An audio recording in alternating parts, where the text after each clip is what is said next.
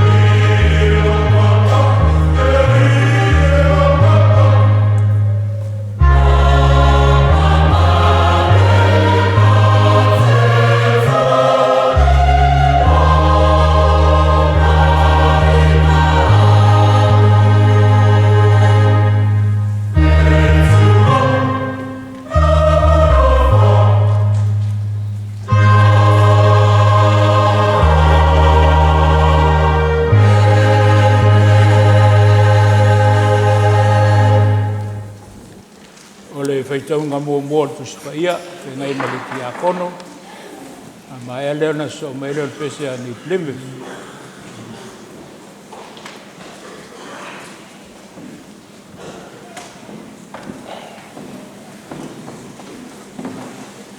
O le whaitauina le tu spaia, suane lau tusi le Jeremia, lo nam sau pusful malvalu,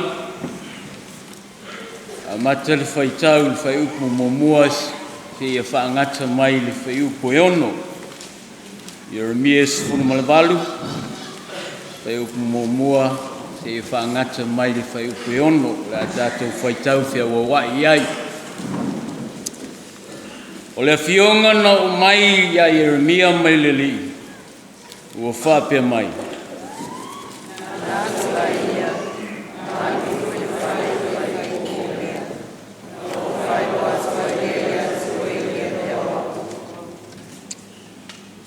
O na o waluifo ai lea i le whale o le whaipu o mea, whau te whoi, o whaia ia lana ngā luenga i lunga o le mea ta vivili.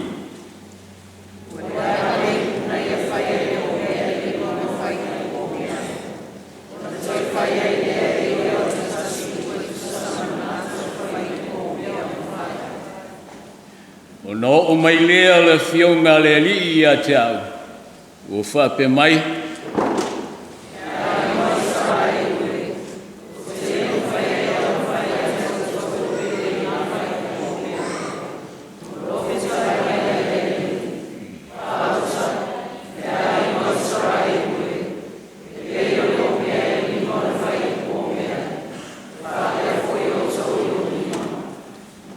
Whamuni e maile tua le whaituwina lana fiong ka ia. So suani maile nganga i whaamamlama i whinangalo. Amen. Pese o Sauniga ni Plymouth, tātou te pese ai.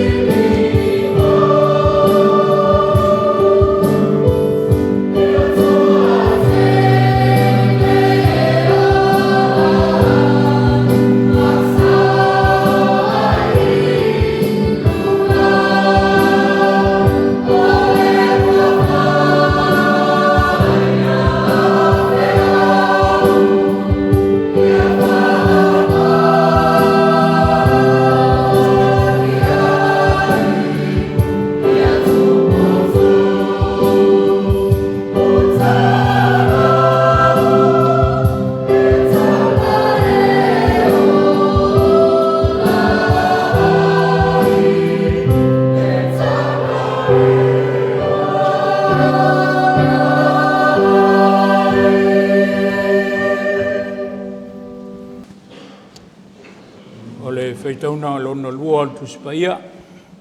Ia, ona so ele ma le pese Hastings.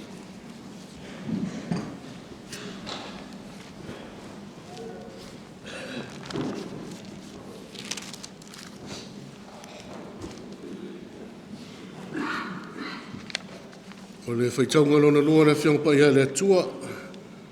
Mai le whenga inga tuai, ke nese i lona mtaupu mua mua. A tātou whaitau whelafulafo i mai wheupu mua mua e whangate wheupu e valu. Ke nese i lona mtaupu mua mua. Wheupu mua mua, whangate wheupu e valu, tātou whaitau whelafulafo i ai. No whaia e le atua le langi, ma le laro langi i le amatanga.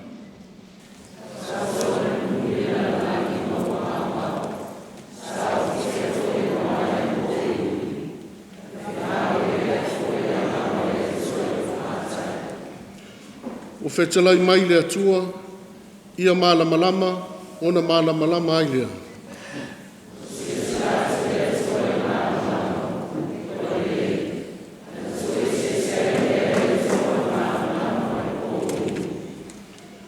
Ua whaingoa e le atua le malamalama o le ao, ua whaingoa e ia le Porirua o le pō, o le afiafi ma le tai ao o le ulua iaso lea.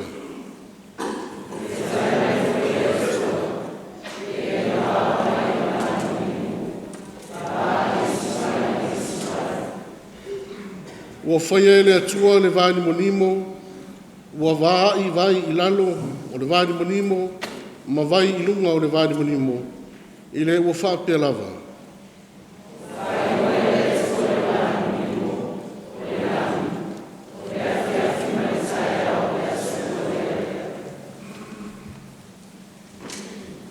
Pese o Sauniga Hastings, tātou te pese ai.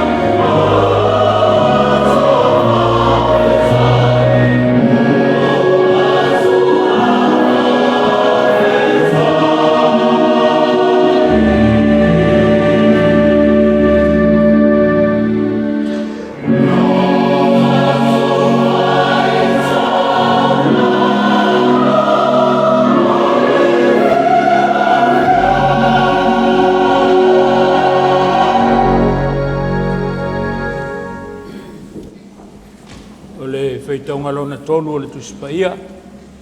Kia na so mele ma le pese a Pamstan Nov.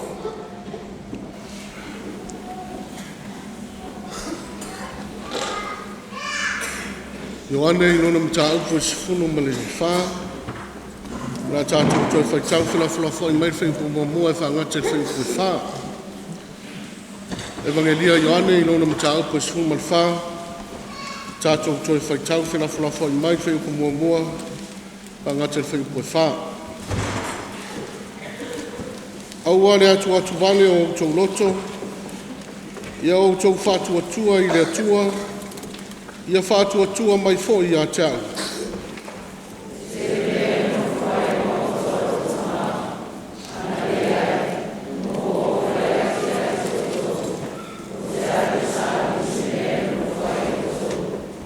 A whai fo i o te anu ma sauni se mea i Nofoaga i o tau.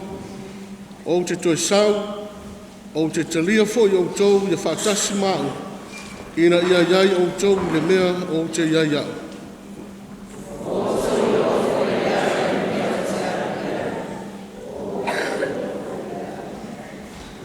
Whamanua tele mai le atua e. Whaitau ma whanongalongo i ana whianga pa ia. Tu maupe i a te ia lo na lava vi inga nei ma se i o i le whawavau lava. Amen. Pese o Sauniga e Pamstan Nov, tātou pese ai.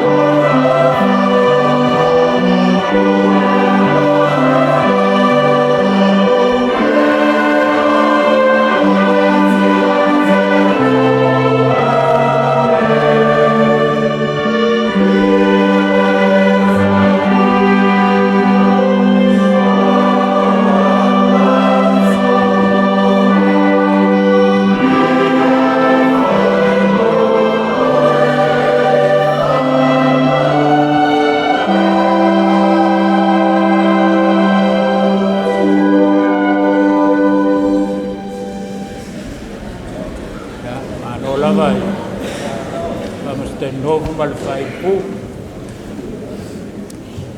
Mātū nui a whenga e whai le whai ni pū. Le whainga la o le whai. E a o mua le whai ni pū. Na whtoa hawa i leo le pese a ngai le whai ni pū. Al me se leo le whai le e mua o le piano ma le au whai pese. Ai muli le whai ni pū. E la nao le tau le pāleni e. Ia nana o whapena atu o lo te whai atu. E whai te pū o le Mātū nui o whenga. O le whainga le nā. E au mua le whai te pū i maua. E o atu o lo Mātū i a pese. O atu e maisi instruments. Ia pāleni loa. Ia, sasani atu nā ia pāmasatani lo. Wālau le toi whālongo lava si whai te pū. Tule atu le whai lau tusi e. Whangaina tātou tala whalotu.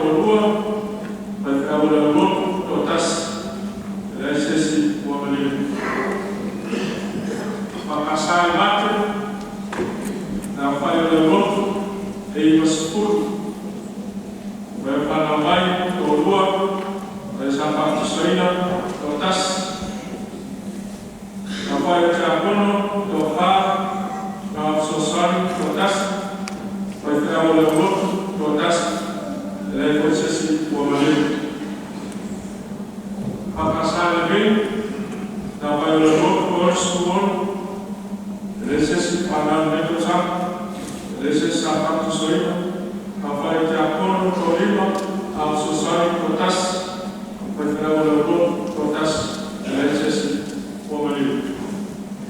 Pakasau anui, ka whai le Lotu whasipu, Ekalesia si whanau ni tasama, Ekalesia si Matu soina, whai te akono ko wha, au sosai ko tas, whai whenau le Lotu ko tas, tas poi whanua whai Ekalesia si Pomariu. Whai whenau ni pere, e pakasai ni pere, ka whai le Lotu, ko sepuru, e poi sesu whana mai, e sesu Matu soina, whai sa pāwhiaina ko wha, ka whai o te akono ko wha, e sa sosai, whai whenau le Lotu ko tas, e sesu Pomariu. Kerisiano bastone, ka whai o Lotu, skutasa. Le ai sesu whana mai, le sesu Matu soina, le poi sesu pāwhiaina, whai te akono ko tas, le sa whanua, ko tas whai ka pensone, ko tas ua Pomariu. Kerisiano mai akina, ka whai o Lotu pastu lima, le sesu whana mai ni kusama o Matu soina ko tas, whai o pāwhiaina, le stas, te akono ko tonu, ma o sosai ko rua, tasi pensone, le espai ka o le Lotu, le procesu o Pomariu.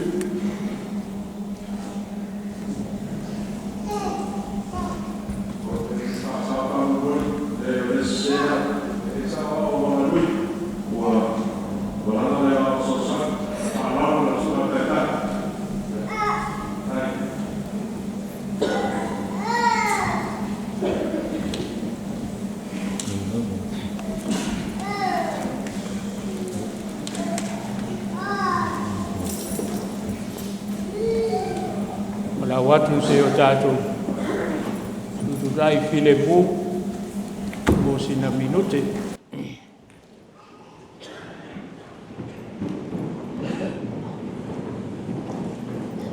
Whawhonga e le tātou tala whale Lotu. O nei foi Faiga-Me, me le nā tau sanga le nei tau sanga. Ia lea ua māua lo ua iei nisi ua wala au e le lātou matai, lo tātou matai. Tu ua le menei, ia e fwoi atu. Le mwhai lawa na whaangaloina i lātou, wa o e fwoi sa tautua ma au auna i le whaau ma ngā luenga.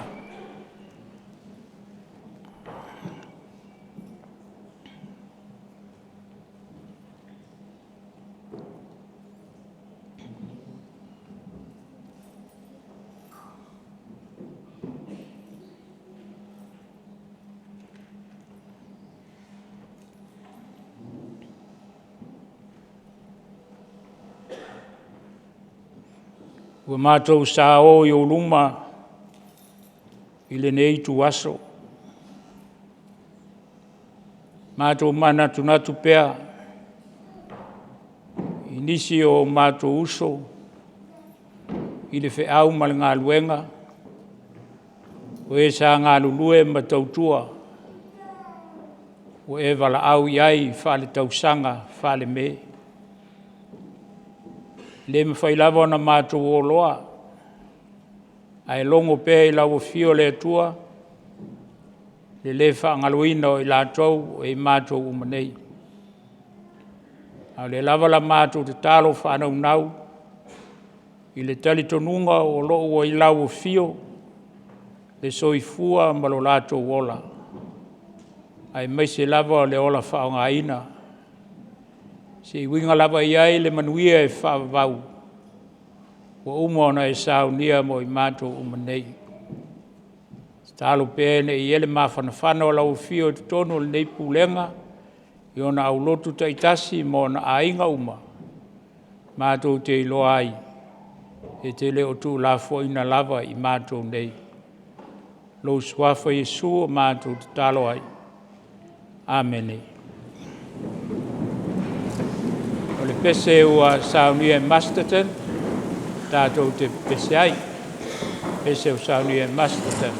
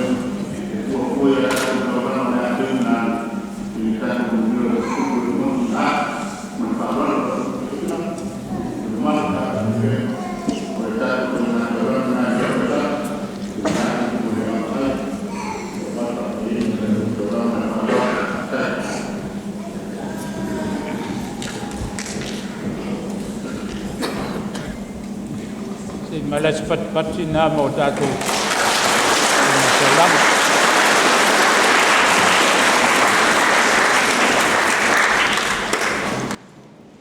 ya olewa o tu fa fonga matato fa longo talama e al komite tu sa matato fa ngata ulango ni tau sanga ya fa tu sa foi na tau sanga ya lewa bol mawina wa si pe luma tātou whainga taulanga. O le tuai le whawhitai, lau wale ava ai whale, whai whiau toina. Pe au tō o ni sulu wa mumu. Pe au tō o ni sulu wa mumu. O lo mumu pea, i le mate. O wau whātu saina i aile soifua ma lo tātou ola whai taulanga. I mumu pēa i teimi uma. O le ngā luenga whawhai whiau, o le ngā luenga whale Ekalesia. O lau le filosofia na whaile. Tōru sifuma le walu nei tausanga. O unga lue. O le whai mālie. O te whaongaina le upulele whai mālie. Ia teau. O au le tangata moi. E leo se tangata o le se sprinter. E leo se sprinter. O au le long distance. Te ta moi tu unga mamau. E alu la tu unga mamau. Whai mālie lava lo malosi. Ina i e o le tini. A whailo o se sprinter. Ia, e le umeana e latu e nofu. Ai mamau le malanga. Ia o lau nā filosofia whawhi au. O lo whai e lau ngā luenga. Nā ona whaasoa atu whapena. Ma nei al tātou whai mālie. La e pei luma. Ai whawhitai. Leo te le lawa le tātou la ma le nā tausanga. I le nei tausanga. Ia, mo le atu whawhitai, Ekalesia malawa. Mai a Porirua e o mai lava i te au Lotu na muli. Ia mā lo whai taulanga. O le atua o mafuai e leo i tātou. O lana ngā luenga e ala le Ekalesia. Ia lo tō mā au nāma lo tō milusia. Mea le Porirua. Ia whai pēo tō masulu e mumu. Ia mumu mai tātou nei Pulega i ona whiau mo na ngā luenga. Pese o Sauniga e Porirua tātou te pese ai.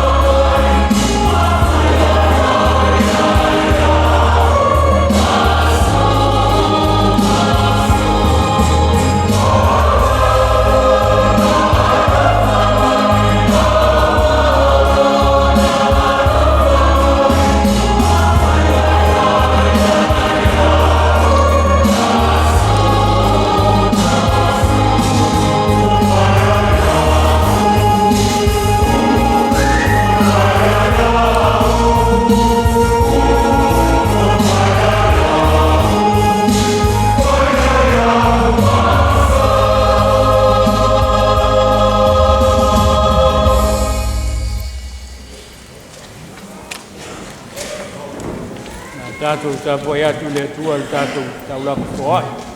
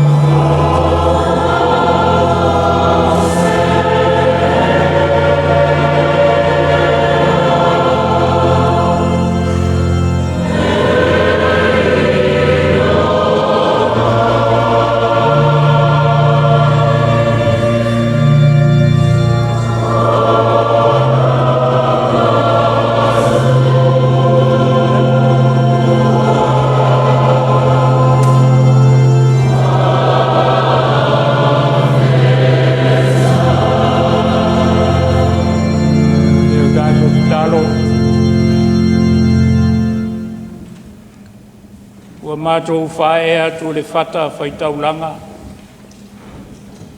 A mātou taulanga nei le rie.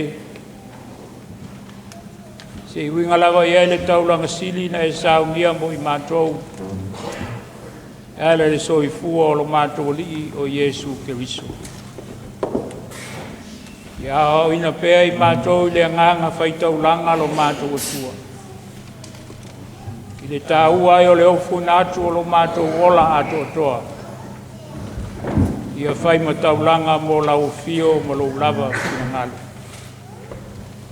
Mātou talo. Se e talia mai la mātou nei taulanga ua ofu nātu. Awa lava whi au mga aluenga o lau Ekalesia. Peo na e vala uina I eilo mātou ola.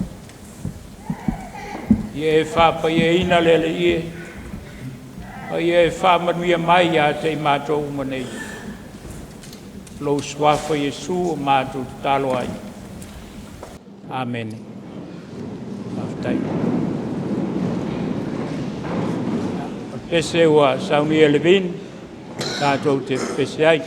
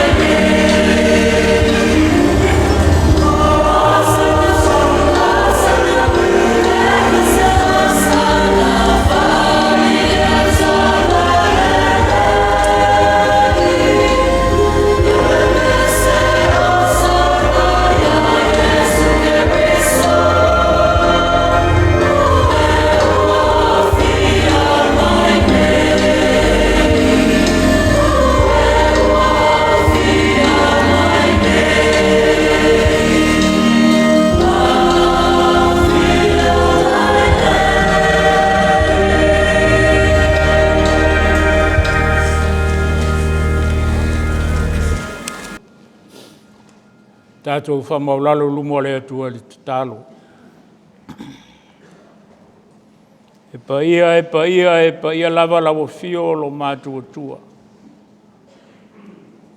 Wa tumu le langi, ma le langi lo mamalu, ma lo siri ese. Le foi Mātū moli mawina le nei tae ao, ma lo Mātū whamoe moe. Wa pa ia lava lawa fio lo Mātū atua. O le wa alofa mai a te Mātū le alofa e whawavau. E ala le soifua o lo Mātū o lii o Iesu Keriso.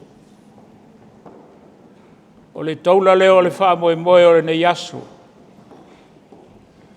A Mātū taulanga ua whaia. Ia winga iai le taulanga na e SAUNÍGA mo i Mātū. E ala le soifua o lo Mātū o lii. O le anganga whawhetai lea o tangata le nei tae au. A wao mōli maufoi o lo walofa o sili lava lea mo i Mātū. Na e tautaina ai lo lātou soifua nei ma lo Mātū ola. Mai le nā Faiga-Me o mai le nei foi Faiga-Me. Sa loto i pēa ti ngā ma whaingatau pua ngā ma whaalave lave. I lo Mātū ola umanei. Pei tai le atua o lo mātango fie ma lo malama. Wa Mātū mōli mauina pea i aso uma e o mai lava le nei tae au. Whawhetai tele lo Mātū atua. Whawhetai lau te usinga alofa i te tonu le nei Pulega i ona whalesata i tasi. Whawhetai lo awali i tia o i lātou i whiau mga luenga, sa punu nou mga lulue ai, mai le nā tausanga e o mai fo i le nei tausanga. Whawhetai lau whamanuia mo lau Ekalesia mo i Mātū nei, o tupo e pēle whamoe moe ola i ante i Mātū, i lo Mātū ola ofo i nātu pēa mo lau fio, ina ia whaia pēa lo lava fina ngalo. Whawhetai mo au mea alofo le ola, le tino le mawhau ma le nganga, o lo e foai fuina mai mo i Mātū i aso uma. Mai se foi o le moli mau o le tala le lei o Mātū o langa, o lo fina ngalo lava le atua e au lava ina Mātū ola ma sava vali ai. Mātū te whawhetai foi le ngaluenga mana le ngang pa ia. O lo Mātū mālosi lilo leo lo tauto aluina i Mātū umanei. Whawhetai ono Iesu ma le whaulatanga. I lona soifua nofo ina mai. Na ia SAUNÍGΑ le taulanga le tongi ola mo i Mātū. E ala i lona soifua pa ia. Ia laufio pēa le vi inga le whamanu le whanetanga. Ono lo alofa ua sili lava lea. E Mātū te langona pēa le nganga whamaulalo atu i oruma. Le nganga le whato i senga Mātū te o atu ai. Alofa mai le ali ie. Whamangalo le nei Pulega. Whamangalo i Mātū uma taito tasi. I mea o se mangasala ma Mātū vai ai. Alofa mai ma toi fuata ina lo Mātū ola. Toi SAUNÍGA ato tope i Mātū umanei, le tino le mawhau ma le nganga. A ofo i nātu pēa lo Mātū ola, ina ia whai ai lo lava fina ngalpa ia. Awa le tamai, alofa mai a te i Mātū le tangata angsala, ma e whamangalo mai i Mātū. Awa Mātū whanau nau atu pēa, i dea lava alofa o lau fio. Ina ia to ia i Mātū umanei, nei Pulega o mafuta. Ina ia tofu maua e i Mātū au whamunianga o le ola. Le tino le mawhau ma le nganga. Au Mātū ngālulu e pēa mau auna matautua. Mō lau o fio ma lau ngāluenga pa ia. So ani mai lo Mātū vai. I e whaamalu sia pēa lo Mātū ola i la le whātuatua. E tupu ai pēle whamoe moe ola i o Mātū tangata. Mātou loto atu e whaia lau whina ngalo. Whamanuia lau whio i au lotu te tasi umo le nei Pulega. Lau whai ngā luenga mai o ngā lulue ma tautua. Tālo foi me manatua pēa na i o mātou uso po ngā tia. O e o lo mai, tono o mātou ainga, tono o whale mai whē ngai ma tongi whitinga, so se whale o suru whainga o e mātutua. Ai mai se so se ai, o lo fia maua lau fisoa sani, ia pa i atu lo mana wha malo lo. A lava tongi whitinga o Sauniga, au na fō mai ma tau la sea. Whalangolango me umai lo mana, e tupu ai wāwenga le soifua ma le ola. Ia toi whāwhoisia mai lo mātou malosi.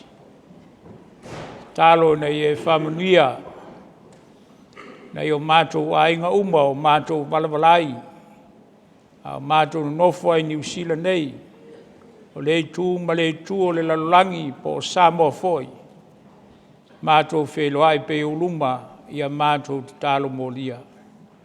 Le ngalo foi la tō maua i whanoanoanga ono lau walau. Ia wha maise ma wha mawhana whana lo nganga. Ia wha manuia le atua ia mātou whanau nei.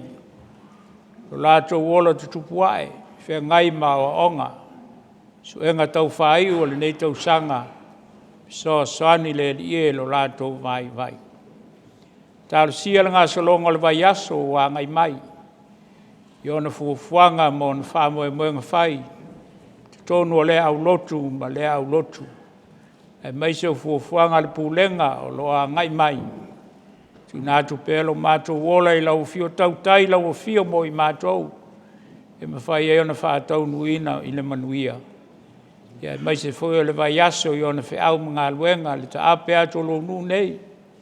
Ia wafo le tau atina ina na i o mātou ainga. Ia mai se o lau ngā luenga pa ia fisoani mai. Whāsaunga le muina pēlo mātou wola. Ona o loa lofa ma lo wanga le lei. O le ala mātou te talo e tere lava te talo le leo e le loto. A ia whaia pēlo o whina ngalo.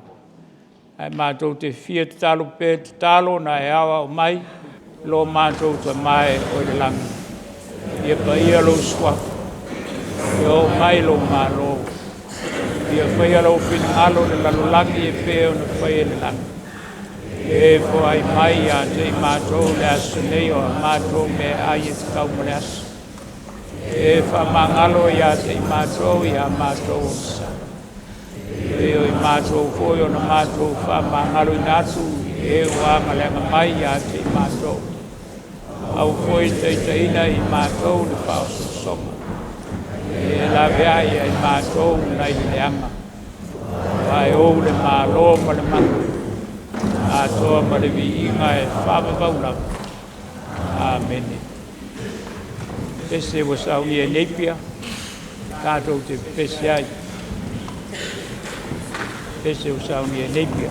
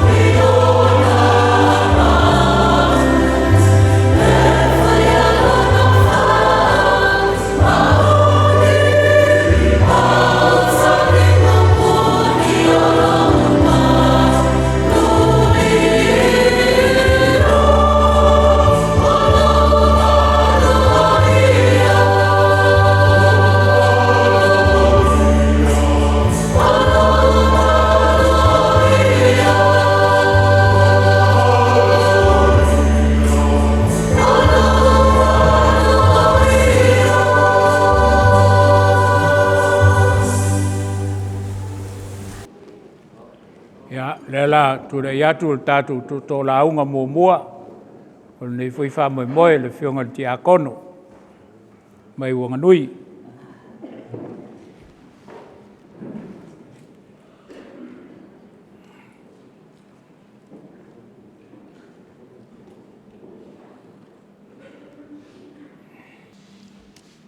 Ia whaftai atu I lau sunga le toina. O foi se amano whaoro nei aso o mo ise amano nei te akono. Ia whai ese sao o wale tatu whaamo mo nei aso.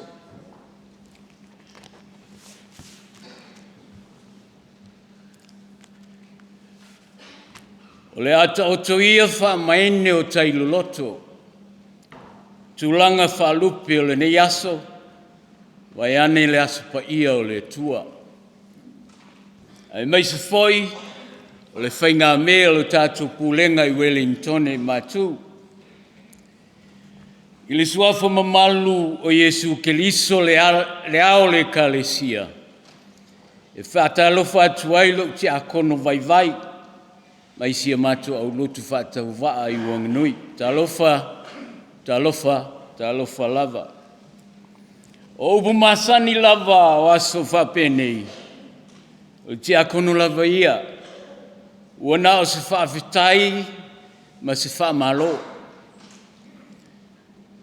Ai o le atu ina atu pēr le whaamalosi, I le au whainga luenga a le tua. O le whaafitai le suafa malu le tua le tamā le alo, ma le anganga pa ia. O le amaua se manatu I le tusi na tatu whaitawina.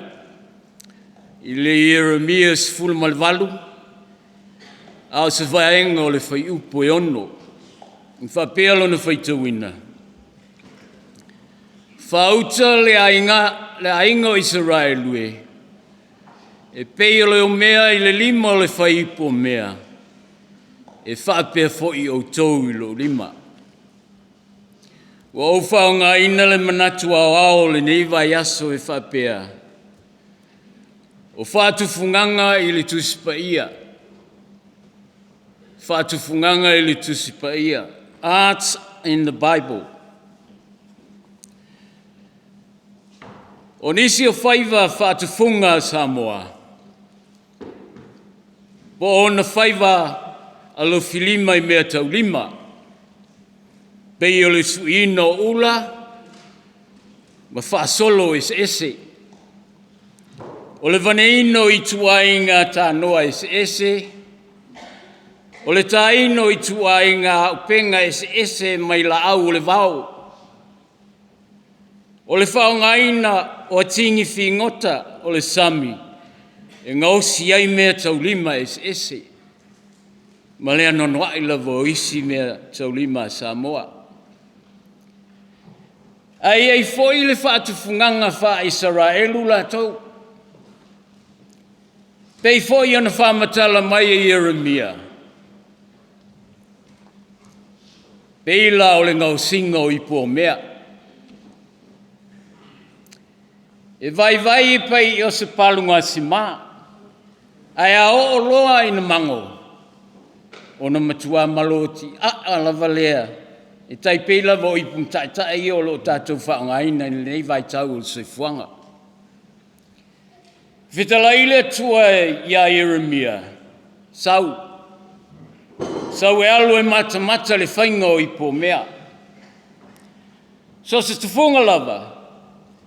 E ngā osila na ipo mea I na ia tutusal ma le mea o iluna mafu whau. Sei longa lava lai mau le lei, ma whaamale ina le mawhau o le tufunga le ipu. O na whatu a ave lo le whaamango, ma sauni whaangaina. Ai a whai lava e le lei I le vaai le tufunga. E toe talepe lava, ai toe a mata le whainga.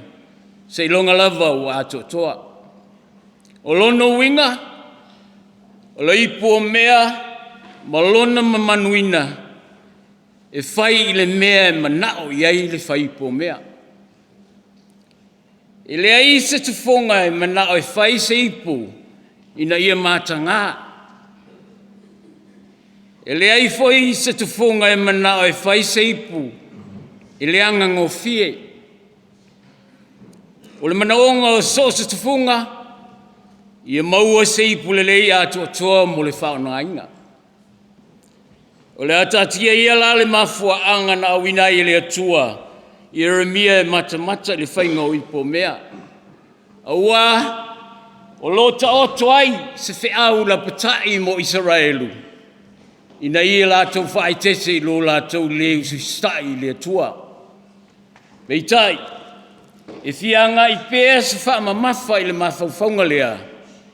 O i tātou o ipo mea na mamanuina e le atua, e iailo na winga.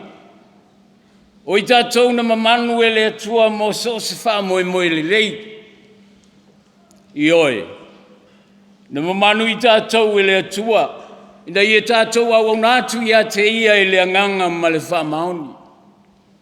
Na mamanu i tātou e le atua, ina i tātou au ngā i lana ngā luenga. Na mamanu i tātou e le atua, ina i tau aswai sina vai. Ma se i laulau ai sina mea ai, e tau tu ai lana ngā luenga.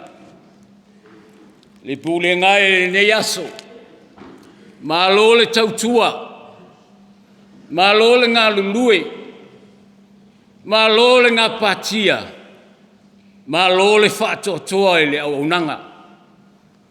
Le yaso ma le whainga taulanga o le me, ma lo le lafo, ma lo le foai, ma lo le whapolopolo. O te talitonu, ua ma o sia a tau ipu ona le tautua whai. O te talitonu, ua taeta e nisi ipu le auaunanga o le finangalo o le tua.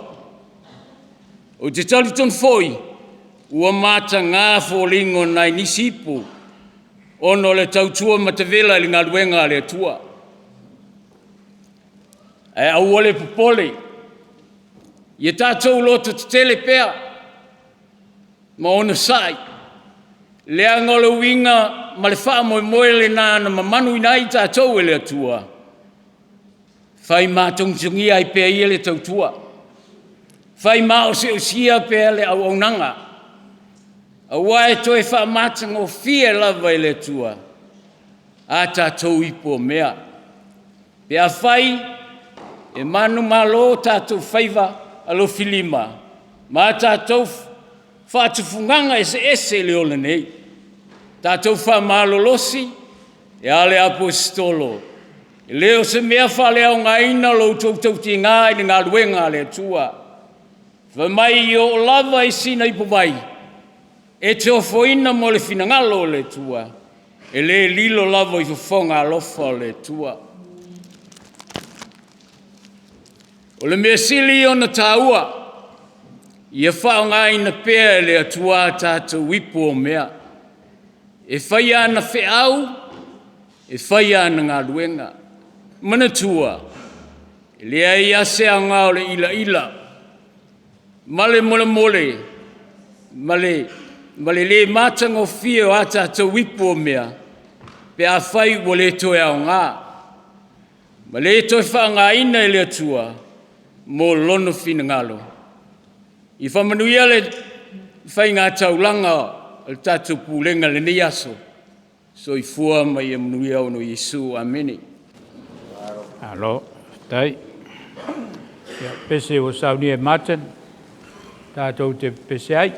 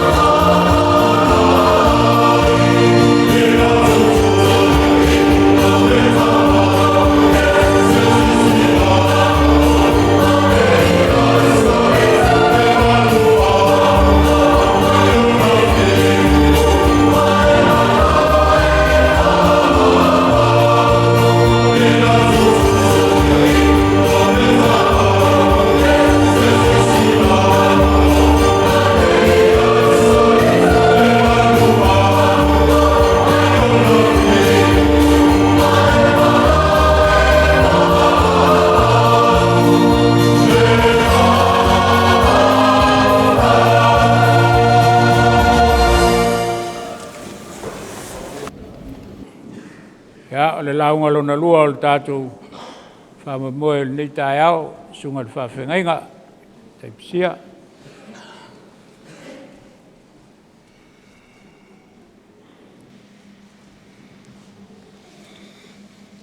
O le launga i le soa whamamano o le atua le tamā le alo ma le nganga pa ia. Amene. O maua le matua o le launga mai le kenese sa whaitawina. Kenese i lona mata upu mua mua o whaungaina. Whai upu mua mua e o le tonu e whaitawina whapea. Na whaia e le atua le langi ma le lalolangi le amatanga. Sa so ona nunumi le lalolangi ma ua ngau ngau. Sa ufi tia fo i le moana i le Porirua. Na whengau ia i fo i le anganga o le atua i le whangatai. Ua whetalai mai le atua ia malamalama o na malamalama lea. O le manatu au tua le nei aso e tusa mare. Whaasinonga le tusi whaitawaso o lo whapea mai. Matai foa. O le matai foa, the master creator. Mana ia o le whaasolonga mai o manatu au tū ma mata upo le tusi whaitawaso le Ekalesia. I nei masina ua tuana i atu. E mai seo se toi waawai ngā ruenga foa ma whaiwa o whaatu funganga le atua i le lalolangi. E lei mamau atu sa tala noi ngā i le manatu au tū i le mamanuina ma le ata mai e le atua o le tangata. O na whaasolo mai ai lea i le whaamatalaina o i tūtino taitasi o le tangata ma o la tau au ngā ese na mamanu ai e le atua. Anela wa mai nei vai aso. O lea ua tala noa i le manatu au lea na whao ngā i se akono. Whaatu funganga ia po ngā ruenga tau rima li tuspaia. Hearts in the Bible. O lea la ua matatu al te akono le. Maa fau whango le nei vai tau le. Whaamatalaina o se tasi o whaatu funganga li tuspaia. Tu funga whaipu o mea. O lea sana le nei. O lea wa mata i le manatu au tū lea o le matai foa, the master creator. E tala whenga i fo i pēa whapea o le tufunga foa. O se toi wawa ai loloto i ngā ruenga te tele ma whaiva alofi lima o le atua le matai tufunga. Na ia foa ai le langi ma le lalolangi ma le atu lau o mea uma ua tumu ai. Tātou tala noa i whātū funganga Samoa, e tala lasi manoa noa. A wai tele i tua i ngā tufunga, mai ese foi o lātou ngā ruenga taurima. E iai tufunga tā waa, e iai tufunga tā mea taurima, o tufunga ngausi mea whangota, o tufunga tā tatau ia manisi. O lo whamawina foi, e iai tufunga whawhine, I lātou, mō lātou whaiva alofi a au, le matua o ma le au se papa, I whātū funganga o le langa, o le o singa o le lenga, ngā o singa o siapo o manisi foi. Pei tai, o te fia au mai ale atau le, tu funga fau whale Samoa, se I tau tala te isi ai le manatu au tu o le nei aso. Matai tu funga foa. Ia ua tau le iai ni tufunga whauwhare Samoa, ma o I le nei vai tau. Ua tele tufunga whauwhare papalangi. Masalo e, toi tasi ale nuu nai tutoi ai nei tufunga whauwhare Samoa ma o I. Na le nuu le a mata ele atu sa fata, pe a te a salamumu. O I nā lea na o mai ai tufunga whauwhare Samoa foi nei na wina atu. E whau whare Samoa I tutono I apani ma si amani ma taanga le laloranga. O ina foi lea sa au mai ai tufunga whau whare Samoa sa lato whauina. Le whare longo hao foi a onga le Samoa na ngalo. O ina foi. E o mai ai tufunga ia sa lato whauina le whare centenary. O lo o ngā tutonu o le lau mua I marua. Whai mai la le maua tufunga nei. So se ngā ruenga lava le a whaia ma fuafua. E a mata uma mai lava I le mafau o le matai tufunga foa. Ma le matai tufunga fau whale. E le aini ata e tusia e pei o nei aso. Ai a mata i le ata e tuu i le mafau o le tufunga. A o nisi nei o i tua e anga i le mafau o le tufunga. O ai e whao ngā ina le fale. O le a le te leo le fale. O fea fo i e tu ai le fale. A o a fo ringa o le fale o lo mo'mia. O na so so lea ma le tāpena ina o la au malo losi ma tala fea ngai mo le fawina o le fale. E se ia o lava i lona fausia ina. E tasi a le wha moe la uanunga o le matai tufunga ina ia le lei, ia maa losi, ma ia mātango fia le fale. A wale wha moe ia saonga le mu, maola le lei, maola fia le tangata o le anofo ia le fale. O lo wha matala ina inisi o tusinga, se tasi o manatu ao ma se manatu au tu e wha pea, the oikos and the oinos and the Samoan open fale. O le upuna le oikos o le wha e leni leo le fale. Bei tai e wha lautele ina wha pea o le fale e mawai le ola. Po mea uma e te tau mo le ola le lei o le tangata. O le upuna le oinos o le wha e leni leo o tangata Nofoaga se fale. Lea lai mau ene mafu whaunga wha Samoa lea o le fale malona ano fale. O lo tau wha mata upu silisili na ai le mafu whaunga o le matai tufunga Samoa. E ala ai o na whausia le fale Samoa as an open Samoan house. E iai na winga lo loto. O le open o le fale Samoa. O lo ta oto ai le ata o le alofa e feso o tai ma le alofa e le aini o na pātua oi. O le whaelonga fōi e matala pēr le whale mo so se tangata e fia maua se feso soani e fia maua se mapusanga. O le open fōi o i tu uma o le whale Samoa, o lora winga, e le whaelonga ina ni tangata e fia uru whale. Pe oso mai luma, pe oso mai tua, e ui mai au tafa, e tu tusa tangata uma i le alofa e fia ofo i nātu.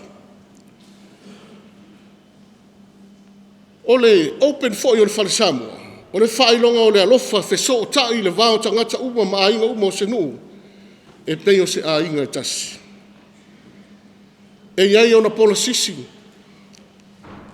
e tu i lalo pe au lo wale tau, o le whaelonga o lo iai fo i ma le saunga le mu ma le maru pui puia, mai ni whaalewe lave e ono tutupu mai. A o lalo i fo lava o le nei whale, e wha poto ai se ainga, sia e le viinga ma le tauranga whaafetai le atua, e a mata ma wha ai ua i fo i au ma lava singa uma o le aso, ma le aso. O le tala lea sa tātou whaitawina ma le kenesi. O le amatanga lea o se vaenga o le tala o le fuafuanga pa ia le atua i le amatanga. O le lalo langi ma le atu lau ma mea uma ua tumuai. O le fale matango fie lea ua fausia e le atua le tufunga fuafoa mo le tangata ola. A sila i le tala atoa le fuafuanga, sa muri lava o na whaia e le atua o le tangata. Pei tai e leo se mafuanga e whaapea ai a mea o se mea na whafu sei, pe o se mea wha au popo foi, le whaia ai e le atua o le tangata. Le ai. O le mea mautinoa, o le ata manino lava lea sai le fina ngalo o le atua, le tufunga fuafoa, a o le whaia lava se mea tasi o le fuafuanga. Wha moi ina ia au na fuafuanga uma i le tangata ola. Le anga o le whaarupenga o le tangata whai mai o le ata o le atua, sa whaia ia fōringa ia teia. E ta taula o na ta pena le lei se mea e nofo ai le tangata a o le whaia o ia. O le ala lea na ia mua ai o na whausia le lalolangi ma le atu lau, e whai ma whane mātango fie, mo le ola le lei, ma le ola fia o le tangata, e pei o na tau wha matala mai ar kenesi.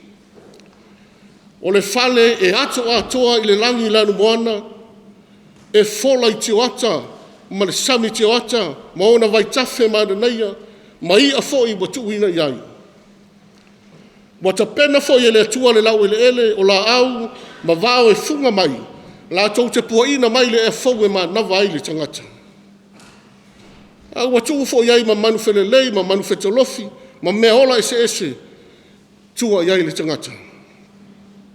A te pae fo i le langi, o na waaia lea o le la i le au, a o le masina ma whetu e whei lafi le po. E le ngata wata pena i le atua le fale, ua whaato tonga fo i le fale, ua to e ta pena fo i ma mea i te wai le fale o le tangata. O na ia muni a i lea o na whai o le tangata, e whai ma ano fale o le fale. O le wha moe lava lea, ia ola fia, ia ola sao loto, le tangata i le lalolangi mātango fie SAUNÍGA i le atua. Ma e lava le nei fale wata pena i le atua mo le tangata. A o whaatu funganga nā a le atua mo le tangata le ano fale o lana fuafuanga. E ui lava tātou i loa o lo sawa ina pēr le tangata le fuafuanga pa ia le atua. Ona o le mata pēr ma le ola e peise i o le whamari e inga i tāpe nanga le atua. E ta i le suia. Tu mau pēr le alofa tausi mai o le atua mo lana ano fale. Na tōwhia. Ana mawhauwhanga, ma le mawhauanga la lea te tau ai o na vivi ai. Ma ola whai taulanga le tangata i le atua. Whai se taulanga se i whaamaru sina ai le alofa fōa o le atua o ia ta pena ai mai ea. Lea uma mo le tangata taru le amitanga. Awa o ai le tangata whaatauwa na whausia mai le frefu o le ele. Au lele o whaima o ngā te tonu ma le mungo fuafuanga te tele a le atua. O le tangata whaatauwa o lele o whaima i o i mata o le atua. O ai le tangata wa tā pena whaafafine tō anga ai e le atua. Le lano langi mātango fie moia. E mai ulawa fo i le nei tufunga. A wā le tufunga fo i la sila mamau. A wā le ngata o ia ta pena le whale mo le tangata i le lano langi nei. A le whewa uma o na ia whausia le maota mo le tangata i lona afio anga pa ia i le langi. O le ala lea na ia awina mai ai o maano pele to tasi. Awina mai se ia toi wha manatu le tangata. Lo iai fo i lo whale tu mau. Mo uma o na SAUNÍGA e le atua i le langi. Mo tangata whātua tua uma. Pea mo vai le ola nei. Feta lai manino Yesu. Aua le atua tu vale o tau lotu. Ai au tau whātua tua i le atua. Whātua tua mai fo i atau. E tele me no fai o tau le maota o lo tama. Ana le ai. O fai atu i atu o tau. O te anu e sauni se mea. E no fai o tau. O whaatu funganga wha wauna le atua. O le tufunga sila mamau. O le tufunga e wha vai o na whaiva alofi lima. I le alofa i le una. Ai se ala e le tutau ai le tangata o na vivi ai. Ma wha manu watu i le atua. I ai o le Pulega e le yasu. O le lalolangi o tātou no nofo ai. O le whale mātango fie lea mai le atua. O le whale e te tango na langona i na ai ma whetawhea i ai le alofa wha le atua. O le lalolangi o le whale na mamanu e le atua i ia ofo i le atua i le alofa. Le alofa wha le atua ma le anga le leimo so se tasi e fia maua se whesoa soani. A o le whale fo i le tapena i le atua i na ia whai taulanga atua i le tangata na whaia i a teia. E iai le nei aso ma le wha moe o le whai ngā taulanga. E le wha pia fo i na le pau nei o mea e tau o taulanga, na o taulanga le me, e le ai. So se au nanga le lei lava o lo e tau tua ai. Ma so se mea le lei fo i wa e ofo i na mo le atua ma nono whangalu. Te le peititi. O au taulanga umanai le atua. A o le whina ngalo le atua. Ia o whaatasi a tātou taulanga whaaretino. Ma o tātou o langa whapa e ina mo ia. E ala ina ola ina ola nāni o toi. A o taulanga ia whai mai ola. E pa ia mai maadia i fufonga o le atua. O le mea moni e le fia whai mea le atua. A o le atua e o le tamau a inga o malawa. E tai e tau o se mea ina ia sila fia ai e le tua. O lo tātou manatu atu, ma o lo tātou wāmara i foi, lo nā lofa mai pēa mo i tātou le aso me le aso. O le tauranga whaafetai a le ano whale i le matai tu funga fōfōa, ona whaiwa alofia au na ia mamanu i nai marepoto, mamanu ma le alofa, mamanu mai e ale whale mo oe mau le tangata whata walau, ina ia ola fia ma ola saulotu.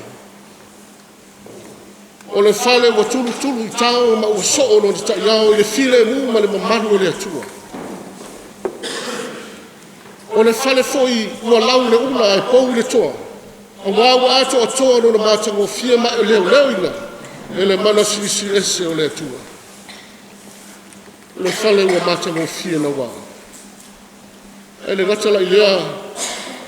A o le tauranga whawhitai foi e le tangata. A wawa o leo tātou hola ma le mautinoa.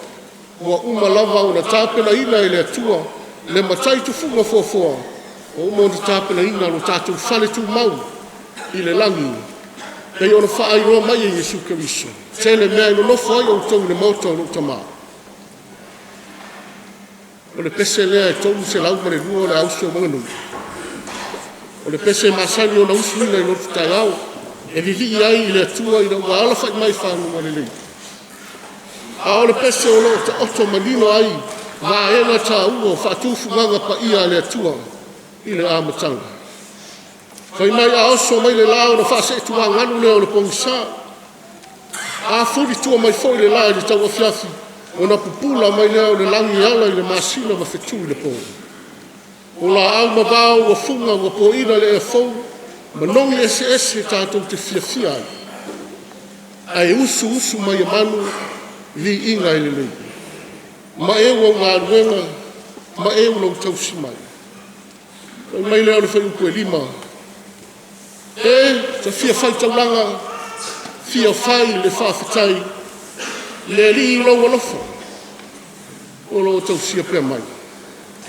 Ma lo le fai tauranga, Wellington i Matu, tau ia ina i whātu tō ifo, e le atua le afi o le nganga pa ia, e whāmu ina ai a tātou tauranga o ofo ina, o le leifo i tau sanga. Ai tū mau pēr o na sirisi ese le tauranga tūtasi na Sauniga e le atua. E ala ino na alo pēle Jesu Keriso. A wao le tauranga tō iola na toi whaafou ato atoa ai e le atua. Lo tātou whale nganga. Mo tutulu ono le angasana. E ala ine maniuti ngā o le ni. A ono na toi soifua manu māloma le oti ma le tuunga mau. Na ia whaasino mai ai ai tātou. E ala e ui atu ai. Le tangata fai tauranga wha maoni. Le ala e ui atu ai le mota tu mau e wha wawau le langi. E ama vai le tauti ngā i le ola nui. E manuia ono Jesu. Amen.